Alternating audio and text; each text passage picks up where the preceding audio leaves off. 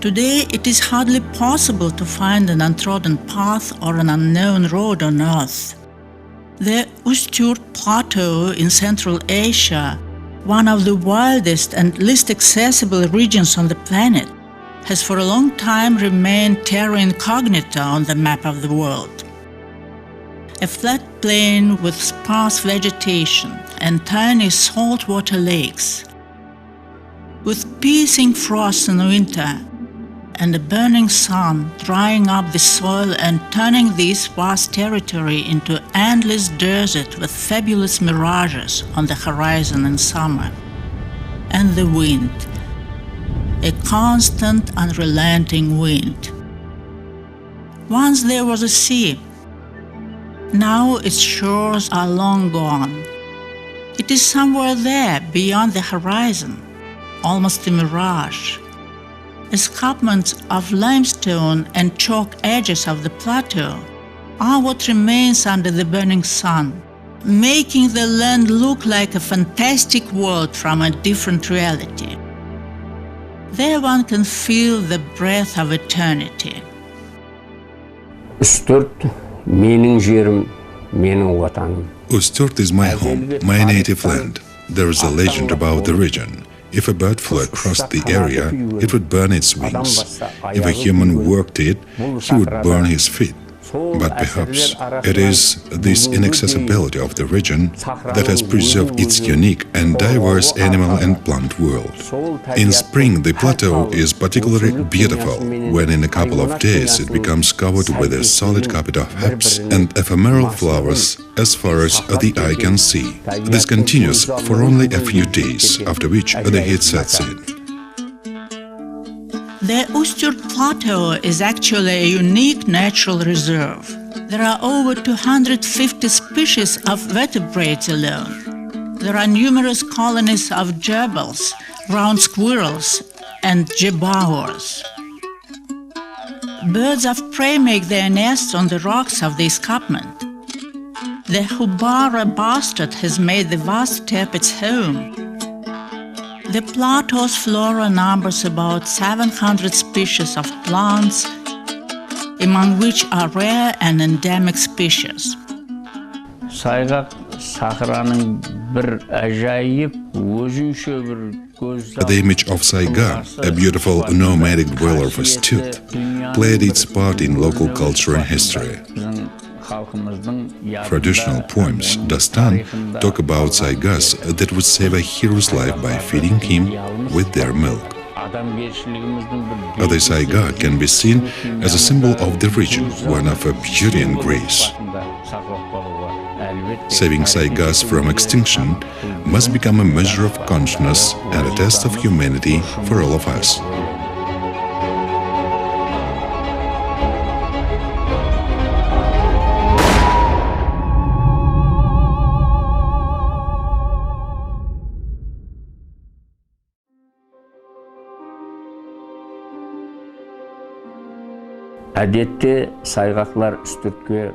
In late autumn, usually in November, САЙГАКи come to our part of Ustюрт.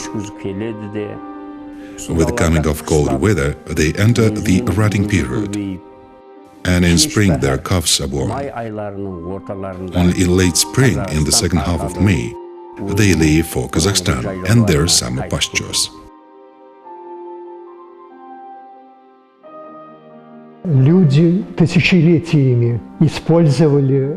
For thousands of years, people used the biological resources provided by the Ustюрт Plateau. For thousands of years, people hunted tigers. However, the hunting was sustainable, with only a small percentage of the migrating population being taken. In the 1970s, during an aerial survey of the Ustюрт Plateau, scientists discovered strange constructions which proved to be remains of Irans, which formed a gigantic system of traps developed by ancient Turkic peoples. The length of one of such systems could reach tens of kilometers. Seen from the air, its fragments resemble mysterious arrows pointing somewhere to the center of the desert.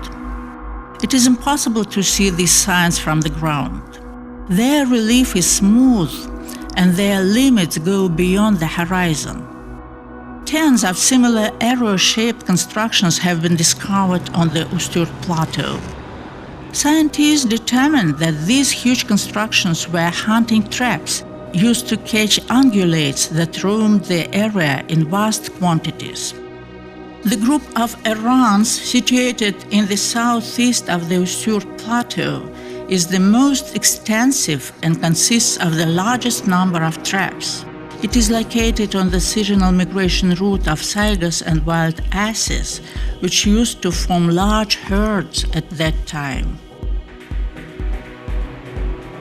The Errans consisted of a bank of earth about 3 meters high and 4 meters wide, with a broad but shallow ditch running on the inner side. The bank was supported by a wall made of fragments of limestone. The ditch was about 7 meters wide and up to half a meter deep. The bank and the ditch formed a bag with a broad funnel-shaped mouth up to 100 meters in width. In the corners of the arrows there were traps, pits more than 1 meter deep with sheer walls. Once built, using the Errans in the northeast of Ustюрт for hunting didn't require much effort on the part of the hunters. The migrating animals would be funneled along the ditches and become trapped in the pits. The hunters had only to pick the fruits of their labor. One such trap could catch tens of thousands of saigas.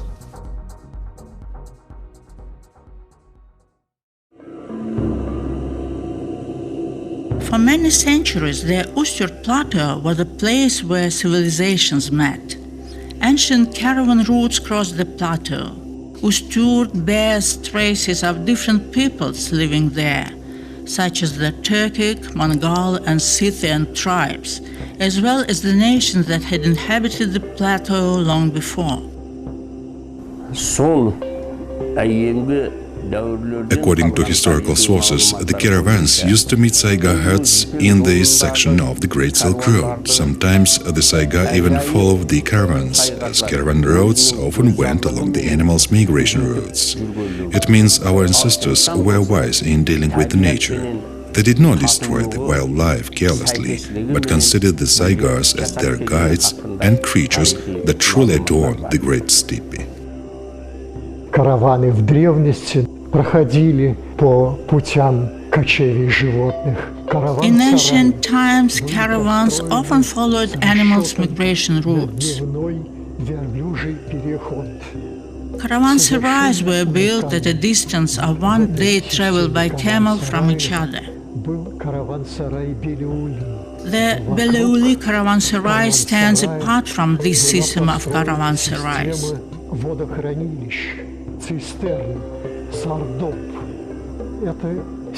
A system of cisterns for keeping water, or sardoba, was constructed around the caravanserai.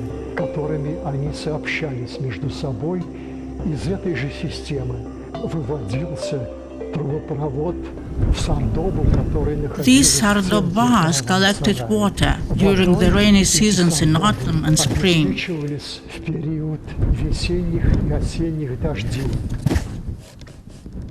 Вот этот пример прошлого, он очень поучителен.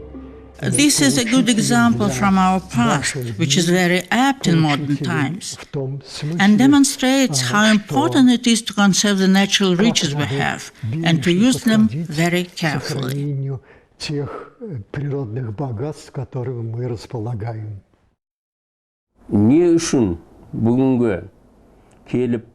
So why has the saiga population decreased so heavily, particularly in recent years? We know that in the 17th, 18th century, merchants from Bukhara and Khiva would supply 300,000 pairs of saiga horns annually to the Chinese market, which, however, did not reduce the number of saigas on the Ustюрт Plateau.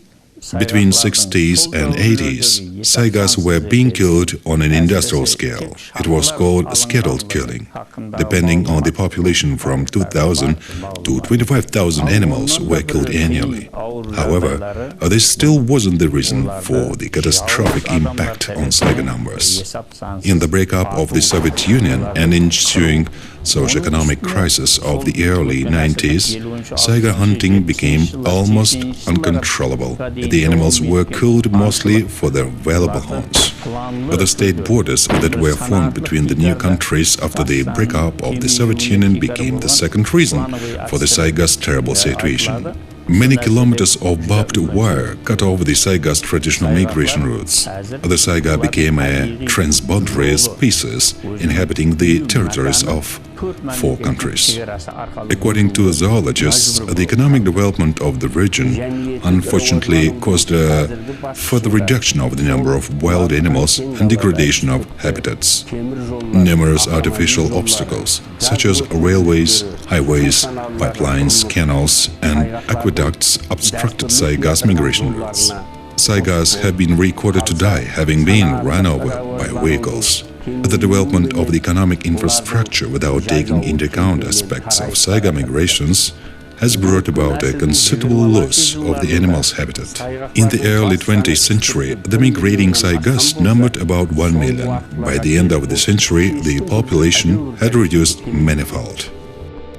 The Ustюрт saiga population is in the most critical position of all the 5 saiga populations worldwide.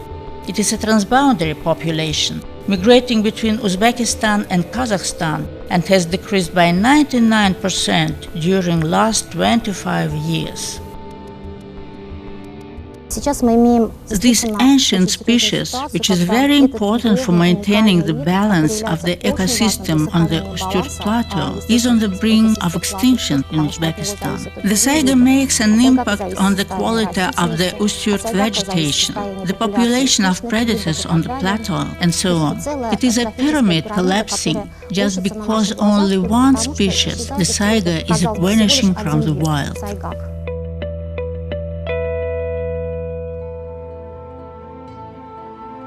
You need not to live permanently on this land to feel how this vast area is fading year after year, becoming more and more lifeless.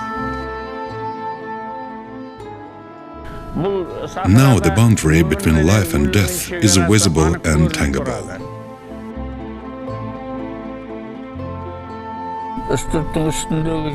These plastic bags littering the Устюрт Plateau, once an inaccessible steppe, look like white flags displayed by consumer civilization.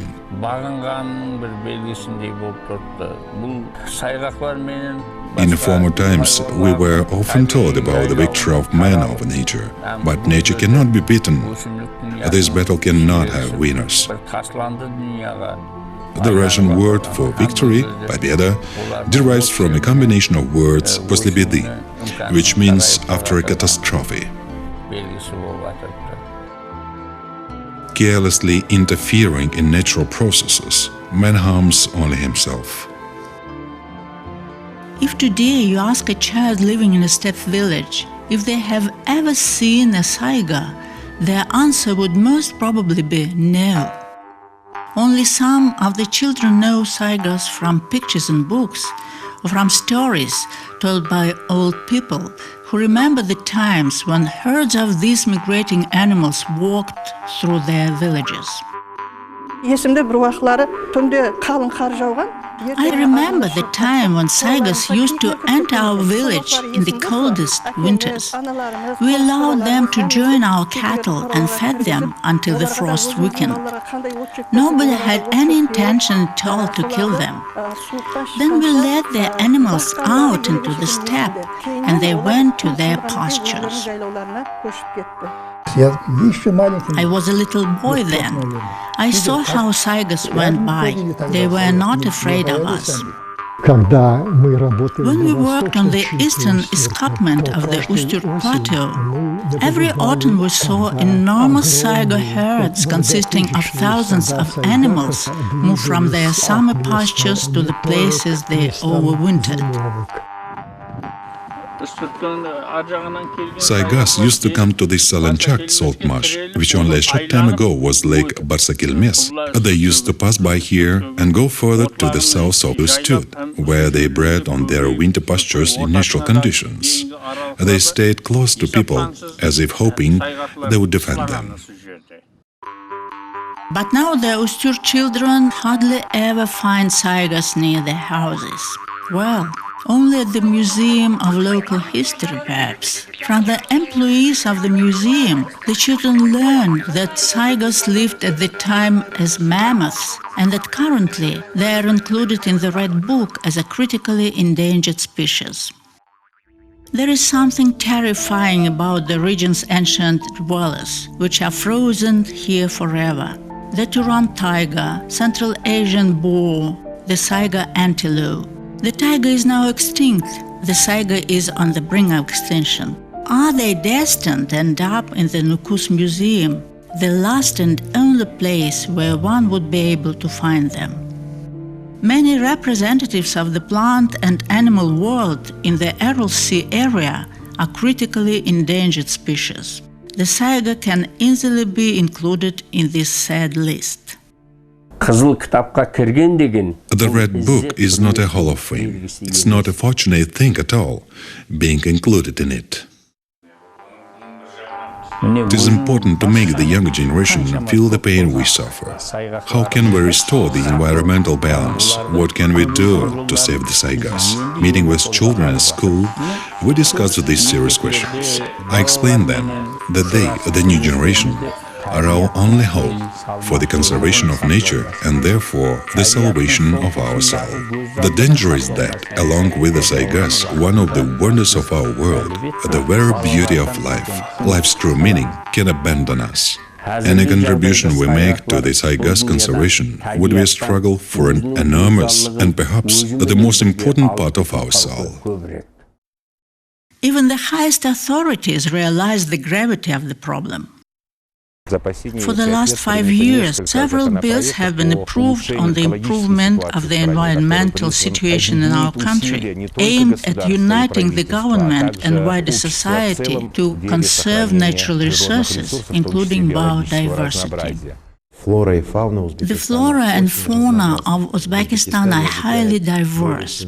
Our country is home to over 700 vertebrate species, more than 450 species of birds, several species of reptiles, and about 15,000 species of plants. Many of these species are endemic. To conserve biological diversity is a priority for us. Further expansion of protected areas is a priority. We have 7 categories of conservation areas. The basic protected areas are natural reserves, wildlife sanctuaries, and wildlife national parks. Conservation areas of all the categories comprise 23–24% of the country's territory. However, strictly protected conservation areas cover only 2.5% of Uzbekistan's territory. Certainly, our nature cannot be conserved without reserves, as in the latter, natural habitats are protected, and the territories of the reserves must be expanded. The САЙГАКИ Reserve is included in the list of nature conservation areas of Uzbekistan. It was established in 1991 and had an area of 1 million hectares. Its purpose was to create the conditions necessary for the conservation of the Saiga. Unfortunately, whilst the САЙГАКИ Reserve was created, no staff were appointed to this reserve. The Karakalpak Committee for Nature Protection was appointed the task of protecting the territory. The remoteness of the reserve, as well as the low numbers of rangers, did not make it possible to take absolute control of the territory. The Saiga is a migratory species, and we suggest that special conservation areas need to be created to conserve these and other unique and endemic animal and plant species. We should think how we are going to conserve not only the Saigas, but the whole landscape. The natural conditions the Saiga is accustomed to need to be protected. The creation of preserve for Сайгас is a very good project. It will become a great achievement for our society in the conservation of nature. The government has worked out measures to be taken in the period between 2013 and 2017 to create the САЙГАКИ reserve. The territory on which the reserve is to be made was revised and its boundaries were altered so as to include the places where Saigas breed. We hope that in the near future, staff will be appointed to work in САЙГАКИ and the reserve will be equipped with all that is necessary for its protection. The boundaries of the reserve have been defined. Its northern border coincides with the state border between Uzbekistan and Kazakhstan. In the east, its border runs along the shoreline of the Aral Sea. In the south, the reserve stretches as far as the ruins of the Beleuli fortress. In the west, the border runs along the Jarinkuduk-Salina land. The total area of the reserve amounts to 7,000 square kilometers, with the total area of the protected territory 3,500 square kilometers. 6 strictly protected sites are Duana, Jideyli, Almambet, Churuk, Beleuli, and Jarinkuduk. People that live in the territory of the newly formed reserve know that new jobs will be created and new technologies and alternative and renewable energy sources developed and introduced to ensure local people accept the reserve warmly and wholeheartedly. It is highly important that people understand one fact. It is their land. They are the masters of this land, and they can pass it to their children and grandchildren. The preservation of Saigas and our attitude towards them are measures of our environmental responsibility. To save the Saigas and restore the natural environment that we are, as the highest of beings, must tackle. Human beings must be responsible for what they do to the planet. Our good name depends on the salvation of the Saigas too. It is the last day of autumn. Today we are checking the outer temperature at our station. It has dropped to minus 15 degrees Celsius. While the atmospheric pressure has risen, it is already snowing on the Kazakh steppe, and the Saigas will come soon. We feel it.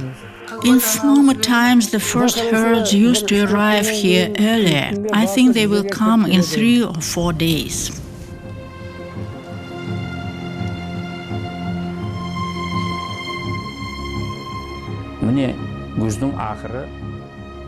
It is cold now. The Saigas are late. Will they ever come? How will their native land accept them? Can they breed here in their homeland? Now it does not only depend on them or us, it also depends on you.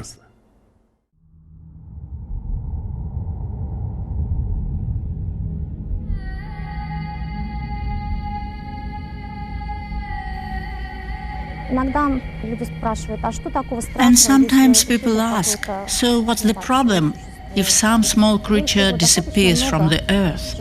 A lot of animals, birds and plants have already become extinct, but we continue to live and nothing is happening. The sea has gone dry, but we continue to live. The tiger and cheetah have already disappeared, but we are still here. And every time I say, imagine a large house built of thousands of bricks. You pull out one brick and the house still stands. You take out another brick and start to feel something is going wrong, but you continue to live.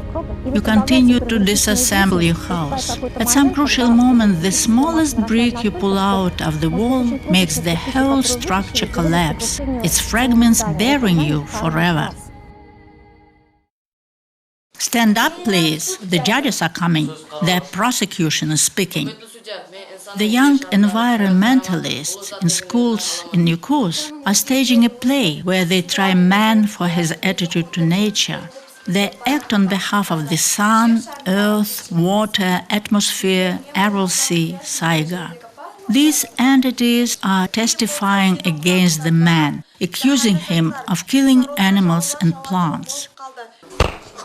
And the sentence is, "Man, you have done much harm to nature. You must protect her, make friends with her, and keep her safe." Perhaps these lessons will teach children kindness and responsibility, and they will treat the nature of their native land with love and care. The next generation is developing mindset of a defender of their homeland. Who loves Сайгас? Мы любим Сайгака! Я люблю Сайгака. Лети, Сайгак, как воля по степи. Ты красотой своей наш разум укрепи. Пусть через сотни тысяч долгих лет хранит тебя от овна амулет, такой же древний, как и наш народ. Сайгак как друг, как брат вошел в наш род. Его таинственные чудные глаза глядят на нас, как Божьи образа. Такой же древний, как и наш народ.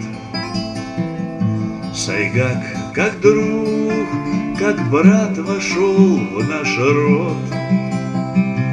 Его таинственные чудные глаза